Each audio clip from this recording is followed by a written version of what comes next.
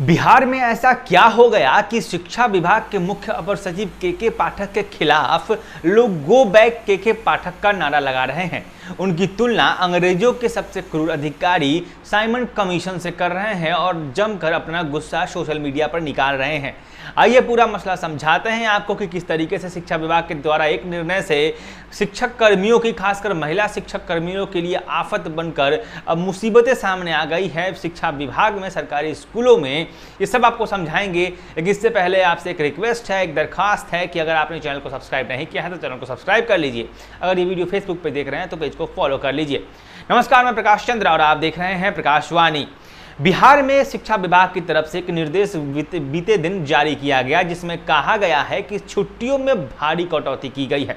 जैसे कि उदाहरण दूं आपको तो जो दुर्गा पूजा की छुट्टियां जो अमूमन पहले 9 दिनों की मिला करती थी, उसे घटाकर अब महज 4 दिनों का कर दिया गया है।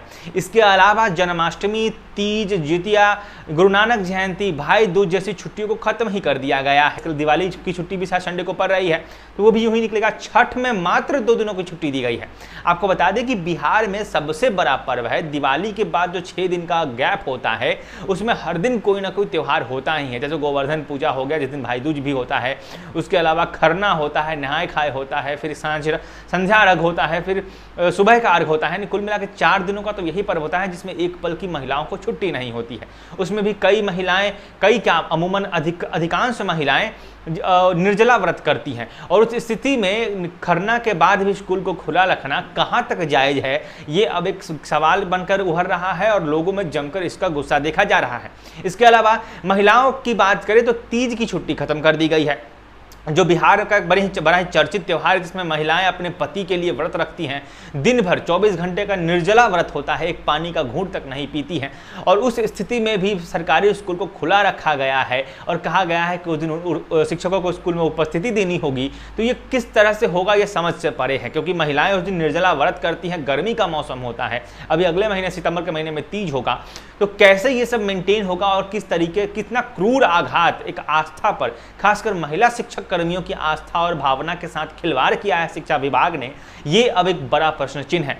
हालांकि इस पर राजनीति भी गर्मा गई है और खासकर जब ये लिस्ट आई है जिसमें अभी से यानी सितंबर से जो भी छुट्टियां हैं उसमें बदलाव किए गए हैं। लगभग 16 दिनों की छुट्टियों को रद्द कर दिया गया है और घटाकर उसको कम कर दिया गया है। सरकार ने इस पे अपनी जो दलील दी है उसमें कहा है कि पटना अधिकार अधिनियम के 2009 के तहत सरकारी स्कूलों में जो 1 से 5वीं तक का विद्यालय है उसमें 200 दिनों का कार्य दिवस होना आवश्यक है। वहीं 9वीं 10वीं कक्षा के लिए जो कार्य दिवस है वो 220 दिनों का होना जरूरी है।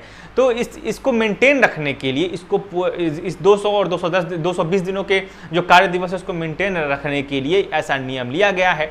लेकिन फिर एक सवाल उन्होंने यहीं से खड़ा हो जाता है जब वो खुद ये कहते हैं कि परीक्षा के दौरान परीक्षाओं में शिक्षक कर्मियों का काम बाधित होता है, चुनाव में शिक्षक कर्मियों का काम बाधित होता है, जो पढ़ाई बाधित होती है, उस सब के मद्देनजर छुट्टियां काटी गई। तो भैया चुनाव में कौन कहता है आपको शिक्षकों को भेजने के लिए?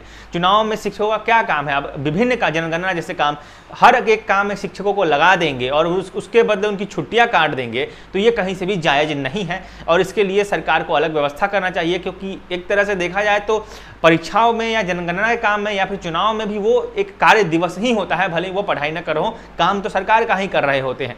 तो ये सब तमाम तरह की चीजें हैं। विपक्ष इस पर मुखर हो गया है। विपक्ष की तरफ से कहा गया है, चूंकि चुनावी साल है अगले साल और उसके बाद विधानसभा चुनाव होगा, तो कहा जा रहा है कि शिक्षकों के साथ सरकार बर्बरतापूर्ण व्यवहार कर रही है, लाठियां तो चलवा ही रही है। इसके अलावा जो परीक्षा हुई है उसमें भी सरकार कई तरफ से घिर चुकी है। परीक्षाओं का जो क्वेश्चन का जो पैमाना था, टफ पेपर कहा जाता है, वो था। और उसके अलावा जो कहा जा रहा है कि बीएड वालों को भी बाहर सुप्रीम कोर्ट के आदेश से कर दिया गया है। तो इन सब तमाम चीज़ों से शिक्षकों में तो आक्रोश है ही। अब जो नया शिक्षा विभाग की तरफ से जो के पाठक की तरफ से आदेश जारी हुआ है, फरमान जारी हुआ है, जिसमें शिक्षकों की छुट्टी में भारी कटौती की गई है। तीज और कृष्ण जन्माष्टमी जैसे त्योहारों पर छुट्टियां नहीं दी जा रही हैं बिहार सरकार के सरकारी स्कूलों में। इस पर विपक्ष का कहना है कि कुछ दिनों में बिहार में शरिया कानून लागू हो जाएगा, बिहार सरकार हिंदू विरोधी है, तमाम तरह की बातें सोशल मीडिया पर चल रही है। लेकिन हम राजनीति के से अलग हटके भी देखें तो एक तरह से कहीं ना कहीं ये शिक्षक कर्मियों के लिए एक बहुत बड़ा झटका है, क्योंकि बिहार के प्रमुख त्यौहार है कृष्ण जन्माष्टमी, दुर्गा पूजा, महापर्व छठ, इन सब ये वो त्यौहार है जिसमें ना सिर्फ काम होता है, ना सिर्फ व्यस्तता होती है, ना सिर्फ एक महत्वपूर्ण भागीदारी होती है, जिसके अलावा एक थकान भी बहुत बड़ा मैटर होता है। और इसके अलावा शिक्षकों की ही बात नहीं करें, अगर हम बच्चों की ही बात करें तो जो दिवाली और छठ के बीच का जो गैप होता है ना, जो दुर्गा पूजा का जो त्यौहार होता है, उस दौरान बच्चों की उपस्थिति भी स्कूल में बहुत कम होती है, बहुत कम ही बच्चे हैं जो स्कूल में आते हैं। तो शिक्षक जाएंगे 10, 15, 20, 50, 25 बच्चों को लेकर पढ़ाकर ही क्या करेंगे? तो ये सब तमाम तरह के सवाल उठ रहे हैं कि बच्चे ही स्कूल नहीं आएंगे, लेकिन शिक्षकों को बुलाया जा रहा है।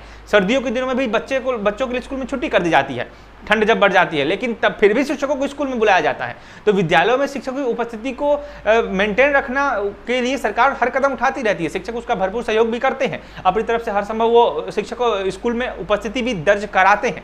लेकिन जहाँ तक पर्व त्योहारों की बात है, जहाँ तक वाकई ऐसी व्यवस्था, ऐसा स्थिति है कि शिक्षक या तो अपने घर के अपने महिलाओं को, या फिर जो महिलाएं हैं वो अपने पर्व को चुने, अपनी आस्था को चुने, या फिर अपने कर्म को चुने, तो एक तरह से एक मजेदार की स्थिति उत्पन्न कर दी गई है शिक्षा विभाग के द्वारा, जिस पर अब जमकर बहस जारी है।